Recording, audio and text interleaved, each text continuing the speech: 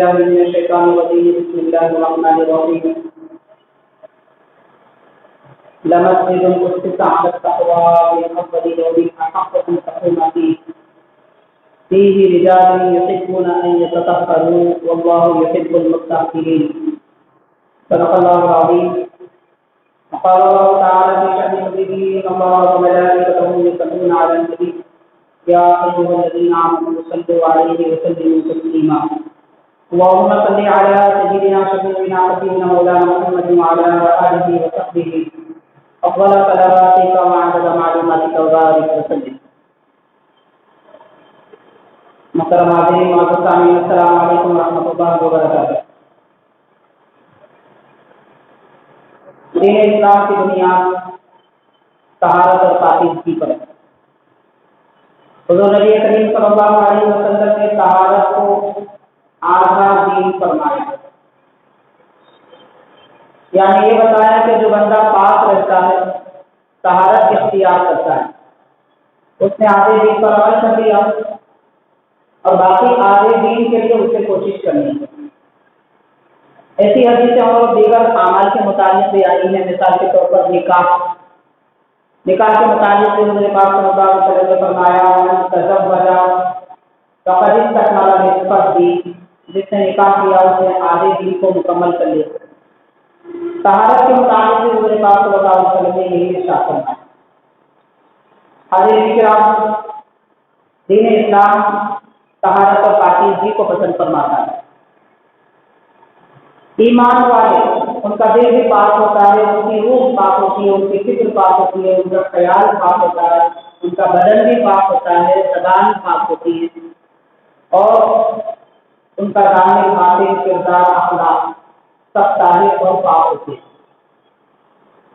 میں نے جو آیت کریمہ پڑھنے کا شرف حاصل کیا اور تبارک و تعالیٰ ارشاد فرماتا ہے سورہ توبہ کے آخری تک آیات میں کہ نبی صلی اللہ علیہ وسلم منافق مسجد بنا کر آپ کی خدمت میں یہ عرض کر رہے ہیں کہ آپ اس مسجد میں نماز پڑھیں.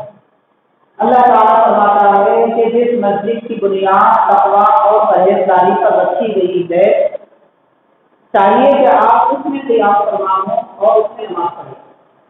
رب نے ارشاد فرمایا مسجد القدس علی التقویٰ من اول یوم، پہلے دن سے جس مسجد کو تقوی کی بنیاد پر رکھا گیا ہے، تقوی کی بنیاد پر جو مسجد قائم کر دی گئی ہے، احق و تقوی زیادہ حق ہے کہ نبی صلی اللہ علیہ وسلم آپ اس مسجد میں نماز ادا فرمائیں. کیوں؟ اس کی وجہ کا تعالیٰ بیان فرماتا ہے. ایک وجہ تو یہ بیان فرمائی کہ مسجد کی بنیاد تقوی پر ہے.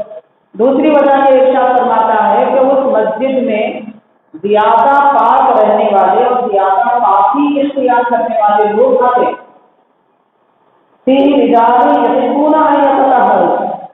مسجد میں ایسے لوگ رہتے ہیں جو پاکی کو پسند کرتے ہیں.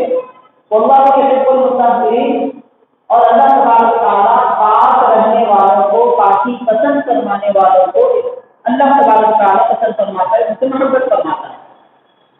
تو حاضرین، آیت پاک کا خلاصہ یہ اخلاق کہ تقویٰ اور طہارت. تقویٰ باطنی پاکی کو کہتے ہیں، طہارت ظاہری پاکی کو کہتے ہیں. یوں کہہ لیجیے کہ بدن کی پاکی طہارت کہلاتی ہے، دل کی پاکی تقویٰ کہلاتی ہے. تو تقویٰ اور طہارت یہ دونوں کی تعلیم اسلام ایمان والوں کو عطا فرماتا ہے، مسلمانوں کو اس کی تاکید فرماتا ہے. اور جو لوگ ظاہری باطنی طور پر پاک رہتے ہیں اللہ تعالیٰ ان کو پسند فرماتا ہے.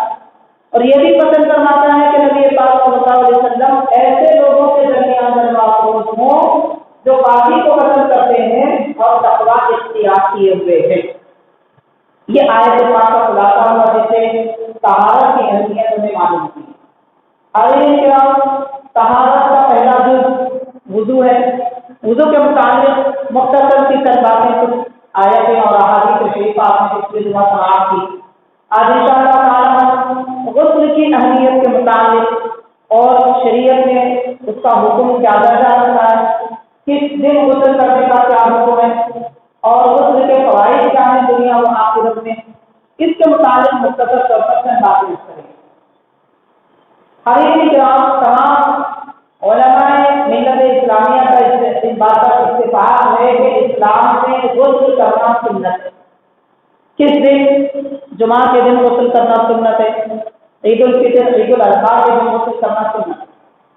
और उसके अलावा हरम मक्का में दाखिल होने से पहले गुस्ल करना सुन्नत है। नबी पाक सल्लल्लाहु अलैहि वसल्लम के मदीने शरीफ में दाखिल होने से पहले भी गुस्ल करना सुन्नत है। रोज़ा अक़दस तो रोज़ा अक़दस है, शहर मदीना में दाखिल होने के लिए भी गुस्ल करना सुन्नत है।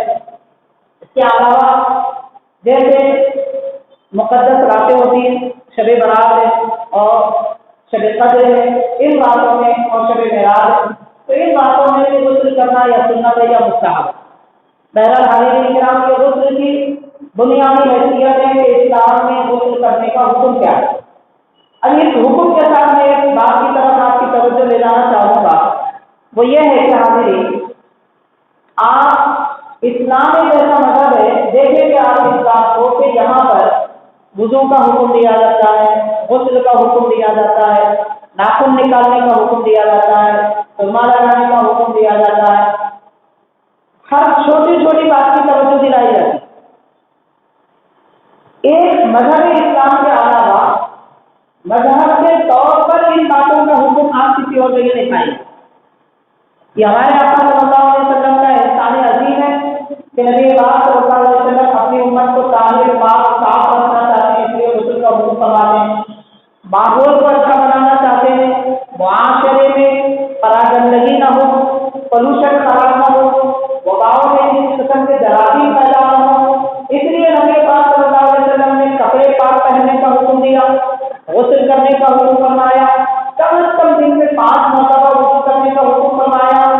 नज़ाफत और तहारत की जितनी ताकीद हमें हमारे दीन में इस्लाम में मिलती है, आपको कहीं और इस तरह की ताकीद मिलती नजर नहीं आएगी। न सिर्फ ये, बल्कि इस तहारत का दुगना दुनियावी फायदा जो है, उससे बढ़कर आखिरत का सवाब है, कब्र में राहतें हैं, अल्लाह के रसूल सल्लल्लाहु अलैहि वसल्लम की रिज़ा हुई है। ये सारे अमाल और ये सारी फजीलतें ये गुस्ल और तहारत के अमाल पर हुक्म पर अमल करने की वजह से। हाज़िरीन किराम, हुज़ूर नबी करीम सल्लल्लाहु अलैहि वसल्लम ने जुमा के दिन गुस्ल करने का हुक्म कब फरमाया, इसके बड़ी दास्तान है, बड़ी तफसील है।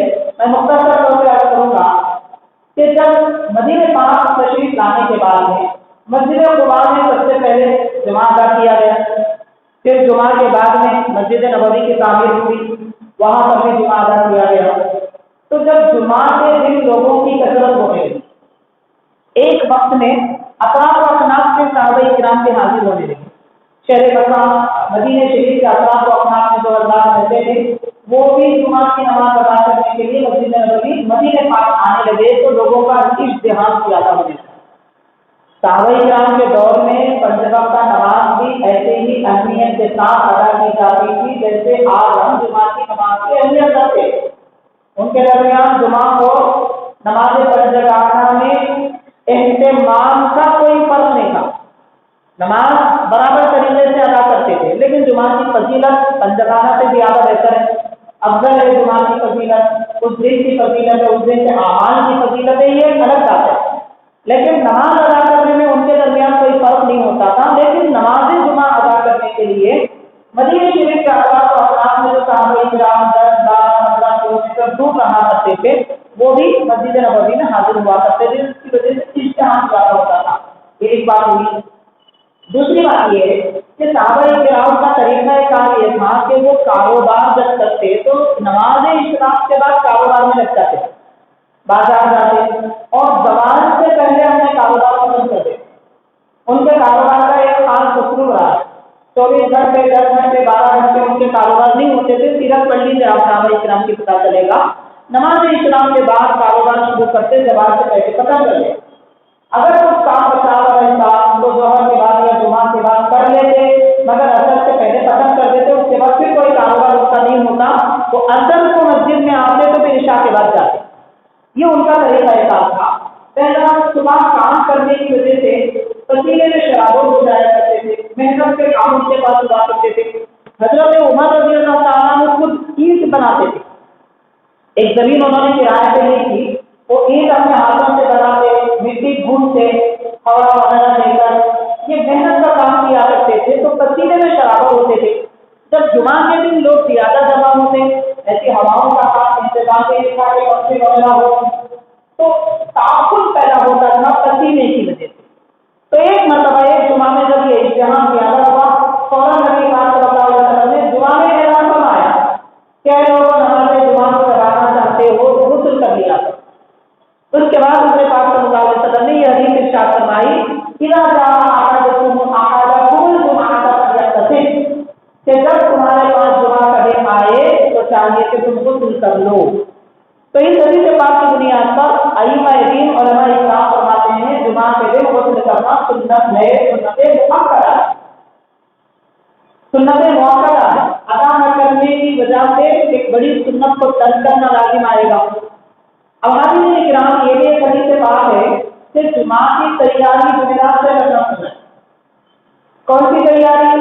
ناخن نکالنے کی، کپڑے دھونے کی، صفائی کی، بال نکالنے کی وغیرہ، یہ سارے کام جمعرات کے دن سنت ہے، لیکن غسل کرنا جمعہ کے دن سنت، یعنی جمعہ کی تیاری جمعرات کو ہی کرنا سنت ہے۔ اس لیے اگر کوئی جمعرات کی شب میں نہاتا ہے تو وہ غسل جمعہ کا نہیں ہوا۔ جمعہ کے دن طلوع آفتاب یا نماز فجر کے بعد غسل کر لینا جمعہ کی تیاری میں شامل ہوتا ہے۔ تو یہ نبی پاک صلی اللہ علیہ وسلم کا خاص ارشاد مبارک۔ حضرت غسل کی اہمیت کا ہمیں اس بات سے بھی پتہ چلتا ہے، حضور پاک صلی اللہ علیہ وسلم نے ارشاد فرمایا کہ جو شخص جمعہ کے دن غسل کرے، گھر میں جو اچھی خوشبو ہو وہ لگائے اور اپنے پاس موجودہ لباس میں اچھا لباس پہنے، جو بھی لباس ہے اس میں اچھا لباس پہنے اور مسجد کی طرف آئے، لیکن لوگوں کی گردنیں نہ پھیلائے، جیسے پیچھے سب سے لوگ بیٹھے ہوئے رہتے ہیں، سامنے جگہ دیکھ کر لوگ لوگوں کو پھلانگتے ہوئے سامنے آ جاتے ہیں، ایسا اگر نہ کرے تو کیا صلی اللہ علیہ وسلم نے فرمایا کہ اس پچھلے جمعہ سے لے کر اس جمعہ تک اس کے جو گناہ ہوئے تھے ان کی مغفرت ہو جاتی، یغفر اللہ لہ ما بین جمعہ والجمعہ الاخری، کہ دو جمعہ کے درمیان میں ہونے والے اس کے خطاء، اس کے گناہ معاف کر دیے جاتے ہیں۔ تو غور کیا جائے کہ جمعہ کی نیت سے غسل کرنے پر بھی یہ ثواب ہوتا ہے۔ تنبیہ الغافلین میں مشہور کتاب ہے، حضرت سمرقندی رحمۃ اللہ علیہ سے کتاب حدیث کے بعد نقل فرماتے ہیں اگر کوئی جمعہ کے دن غسل کرے نماز جمعہ کی نیت سے تو اس کے بدن سے گرنے والے ہر پانی کے قطرے کے بدلے میں اللہ تبارک و تعالیٰ بے حساب فرشتوں کو پیدا کرتا ہے اور وہ فرشتے اس کے لیے قیامت تک دعائیں مغفرت کرتے رہتے ہیں۔ تو نماز جمعہ کی نیت سے غسل کرنے پر بھی اتنا ثواب ہے کہ فرشتے پیدا ہوتے ہیں اس بندے کے قطرے پانی کے ہر قطرے کے بدلے اور وہ اس کے لیے دعائیں مغفرت قیامت تک کرتے رہتے۔ اس کے علاوہ غسل کرنا اسلام میں مسلمانوں کے لیے فرض بھی ہے، سنت بھی ہے، مستحب بھی۔ فرض کب ہے؟ اگر کوئی ناپاک ہے تو پھر ناپاکی سے پاک ہونے کے لیے، ناپاکی سے نکلنے کے لیے جمعہ کا غسل کرنا فرض ہے۔ اس لیے غسل کرنا فرض ہے، خاص طور پر اس لیے کہ مسلمان نماز ادا کرتا ہے۔ مان لیجیے کہ مثال کے طور پر اگر کوئی ناپاک رات میں ہو جائے تو اب نماز فجر کا وقت جیسے شروع ہو اس کے لیے غسل کرنا فرض ہو جاتا ہے۔ اس سے پہلے تو فرض نہیں ہے، لیکن وقت نماز کا شروع ہوتے ہی غسل فرض ہو جاتا ہے۔ علیہ السلام نبی پاک صلی اللہ علیہ وسلم نے غسل کی اہمیت بیان کرتے ہوئے بھی ارشاد فرمایا کہ اگر کسی گھر میں ناپاک آدمی رہتا ہے، کسی گھر میں ناپاک آدمی رہتا ہے یا پھر کتا اگر رہتا ہے تو اللہ کی رحمت کے فرشتے اس گھر میں نہیں آتے۔ جن فرشتوں کو اللہ رحمت دے کر بھیجتا ہے وہ واپس چلے جاتے ہیں اگر کسی مسلمان کے گھر میں کتا یا ناپاک آدمی کو دیکھتے۔ اس لیے آدمی بڑے بڑے اولیاء اکرام جیسے کہ حضرت شہاب الدین عمر اور وزیر رحمۃ اللہ علیہ اور حضور سراج کے روح احمد سید رحمۃ اللہ علیہ یہ اپنی کتابوں میں تصنیف فرماتے ہیں کہ بزرگوں کا اولیاء کا یہ طریقہ رہا ہے اگر انہیں رات میں اپنی اہلیہ کے قریب جانا ہوتا تو پہلے چولہے پر پانی رکھتے اور پھر مجامات کرواتے، فوراً غسل فرماتے، ایک وقت ایک لمحہ بھی ضائع ہونے نہیں دیتے، فوراً غسل کرتے۔ اس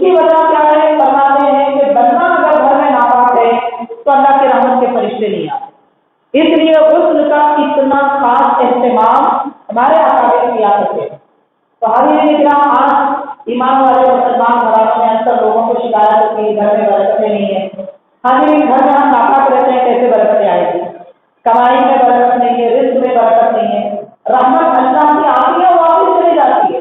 اس لیے کہ مسلمان اپنا وقت ناپاکی کی حالت میں گزارتا ہے۔ تو جہاں تک ہو سکے، جتنا تک ہو سکے، پاک ہونا چاہیے۔ اب اس کے بعد آپ سے ایک دو واقعہ کروں گا میں کہ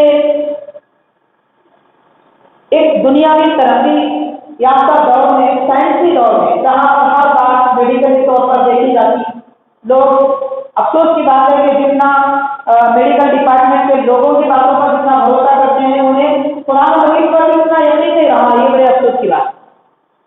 حدیث کرام، ہمارے حضرت صلی اللہ علیہ وسلم نے 1450 سال پہلے غسل کی اہمیت کو بیان فرما دیا کہ ناپاک آدمی رہے تو رحمت کے فرشتے نہیں آتے، اور ناپاک آدمی کے لیے ناپاک رہنا خود اس کے جسم کے لیے مضر ہے، اس کے لیے تکلیف دہ ہے، بیماریوں کی آمد کا اس کا جسم بن جاتا ہے۔ کہتے میڈیکل سائنس یہ کہتی ہے اگر کوئی آدمی ناپاک ہو جائے، یعنی مجامعات کی وجہ سے، صحبت کی وجہ سے، کسی بھی طریقے سے اگر ناپاک ہو جائے تو اس کے جسم میں جو سوراخ ہوتے ہیں، ریشے ہوتے ہیں، ان ریشوں کے درمیان میں جو جسم پر سوراخ ہوتے ہیں، اس میں سے زہریلا مادہ نکلتا ہے۔ مادہ زہریلا نکلتا ہے، اگر اسے دھویا نہ جائے وہ کچھ دیر کے بعد پھر واپس چلا جاتا ہے۔ تو جب وہ واپس جاتا ہے، نکلنے کے وقت میں اس کے جسم کے لیے فائدہ بخش تھا، لیکن جب دوبارہ جسم میں داخل ہو جاتا ہے تو اس کے لیے نقصان دہ ہوتا ہے۔ تو اس وقت مسلمان نئی نئی بیماریوں میں جو گرفتار ہے، اس کی ایک وجہ یہ بھی ہے کہ ناپاک ہوتے ہی ہم غسل نہیں کرتے، جو زہریلا مادہ جسم سے نکلتا ہے اسے ایسے ہی چھوڑ دیتے ہیں۔ تو پیارے آقا صلی اللہ علیہ وسلم جانتے ہیں، اللہ نے آپ کو یہی بتا فرمایا ہے کہ کیا چیز نقصان دینے والی ہے۔ حضور پاک صلی اللہ علیہ وسلم نے وہ بات ارشاد نہیں فرمائی، حکم فرما دیا کہ جب ناپاک ہو جاؤ تو غسل کرو۔ اور حاضرین کرام، غسل کرنے والا آدمی ہمیشہ جب طہارت سے رہتا ہے، اس پر شیطانی اثرات بھی مرتب نہیں ہوتے۔ جنات ہیں، شیاطین ہیں، ارواح ہیں، ان کا وجود ہے، قرآن حدیث میں اس کا ذکر ہے، احادیث پاک میں اس کا ذکر ہے۔ تو یہ بھی ناپاک آدمی پر جلدی مسلط ہو جاتے ہیں، کیونکہ شیطان ہے ناپاک، ناپاکی کو پسند کرتا ہے، جہاں گندگی ناپاکی ہوتی ہے وہاں اپنا ٹھکانہ بنا لیتا ہے۔ انسان مسلمان اگر ناپاک مل جائے تو پھر وہ ان کے اوپر بھی اپنا فرض ڈال دیتا ہے۔ اسی لیے حضور پاک صلی اللہ علیہ وسلم نے طہارت اختیار کرنے کا حکم فرمایا۔ بہرحال ہمارے دین میں طہارت اور پاکی کو آدھا دین کہا گیا۔ ابھی کرام، ایک واقعہ حضرت سیدنا بایزید بستامی رحمۃ اللہ علیہ کے متعلق آتا ہے۔ آپ کے متعلق یہ آتا ہے، آپ کی سیرت پاک کے متعلق تذکرۃ الاولیاء نامی بڑی مشہور کتاب ہے، حضرت شیخ فرید الدین عطار رحمۃ اللہ علیہ کی کتاب ہے، اس میں آپ تحریر فرماتے ہیں کہ سخت سردی کا موسم تھا، حضرت بایزید بستامی رحمۃ اللہ علیہ سمندر کے کنارے آرام کر رہے تھے۔ یہ اللہ والوں کا خاص طریقہ ہوتا ہے، وہ دنیا سے کنارہ کشی اختیار کرتے ہیں، پہلے رب کو راضی کر لیتے ہیں، جب اللہ کی طرف سے انہیں حکم ملتا ہے کہ اب جاؤ قوم کی ہدایت کا کام کرو تو پھر قوم میں لوٹ کر آتے ہیں۔ تو یہ آپ کے حضرت بایزید بستامی رحمۃ اللہ علیہ کے ریاضتوں کا دور تھا۔ 12 سال آپ بیابانوں میں، جنگلوں میں ریاضتوں میں گزارے، اس کے بعد رب کا حکم آیا تو پھر آبادی میں پلٹ آئے۔ اس درمیان کا یہ واقعہ بیان فرماتے ہیں کہ سمندر کے کنارے آپ لیٹے ہوئے تھے، سخت سردی کا موسم تھا، ایک کمبل موٹی اوڑے ہوئے تھے۔ حالانکہ نیند میں آپ پر ایسی کیفیت تاری ہوئی کہ غسل فرض ہو گیا۔ جب نیند سے بیدار ہوئے تو فوراً ارادہ کر لیا کہ میں فوری غسل کر لیں گے، کیونکہ غسل کی اہمیت کیا ہے وہ جانتے ہیں، ہمیں اس کا پتہ نہیں ہے، ناپاک رہنے کا نقصان کیا ہے وہ جانتے ہیں، ہمیں اس کا اندازہ نہیں ہے، تو فوراً غسل کا ارادہ کر لیتے ہیں۔ تو فوراً آپ کا دل چاہتا ہے، نفس جسے ہم کہتے ہیں، ہمارا بھی نفس ہے، ہم کو بھی اندازہ ہے کیا کیا چاہتا ہے کیا نہیں چاہتا، کبھی عبادت کی طرف راغب نہیں ہوتا، کبھی قرآن مجید کی تلاوت کی طرف راغب نہیں ہوتا، کبھی نیک کام کی طرف رکاوٹیں ڈال دیتا ہے۔ ایسے ہی آپ کو بھی نفس نے کہا ابھی نماز فجر کا وقت تو نہیں ہوا، رات بہت ساری باقی ہے، کچھ دیر آرام کر لیجیے، فجر کا وقت جب قریب آئے گا تب غسل کر لیں۔ تو حضرت بایزید بستامی رحمۃ اللہ علیہ نفس کو مخاطب ہو کے فرماتے ہیں۔ اب یہ نفس کو کیسے مخاطب ہوتے ہیں؟ کیا نفس بھی ہماری سنتا ہے؟ یا اس کی بات ہم سن سکتے ہیں، یہ ایک الگ مستقل عنوان ہے کہ کیسے اس کو سنایا جا سکتا ہے، ممکن ہے بھی یا نہیں ہے، احادیث میں اس کا کہاں سے ذکر ملتا ہے، وہ تفصیلات میں احادیث کی روشنی میں پھر کسی موقع پہ عرض کرنے کے ذریعے کا عنوان ہوگا۔ لیکن یہ کوئی خلاف اصل بات بھی نہیں ہے، ایسا ہو سکتا ہے، ہوا ہے، ہوتا ہے، قرآن مجید میں بھی اس کا ذکر ملتا ہے، احادیث میں بھی اس کا ذکر ملتا ہے۔ بہرحال آپ نے نفس سے مخاطب ہو کے فرمایا تو آرام چاہتا ہے اور مجھے غافل کر دے کے اللہ کی رحمت سے دور کرنا چاہتا ہے، یہ فرما کر سمندر میں گئے اور ڈبکی لگائی، غسل کر لیا، پھر جو کمبل اوڑھے تھے اسے بھی پانی میں ڈبو دیا، پھر اس کے بعد اوڑھ کر سمندر کے کنارے سونے لگے اور کہا اب تجھے اچھا مزہ آ رہا ہوگا، آرام کر، نیند سے آرام۔ نفس کی مخالفت اس طریقے سے ہمارے اکابر کیا کرتے تھے۔ ایک غسل کی بات آتی ہے، ایک غسل کی بات بھی آتی ہے جو کہ فوراً کرنا مستحب ہے، نماز کا وقت آئے تو کرنا فرض ہے، لیکن ناپاک ہوتے ہی غسل کرنا مستحب ہے، کریں تو ثواب، نہ کریں تو کوئی حرج نہیں ہے۔ اس پر بھی اکابر اولیاء اللہ بزرگان دین اتنی سختی سے عمل کیا کرتے ہیں۔ اس سے ہمیں اندازہ ہو سکتا ہے کہ غسل کی اہمیت کیا ہے۔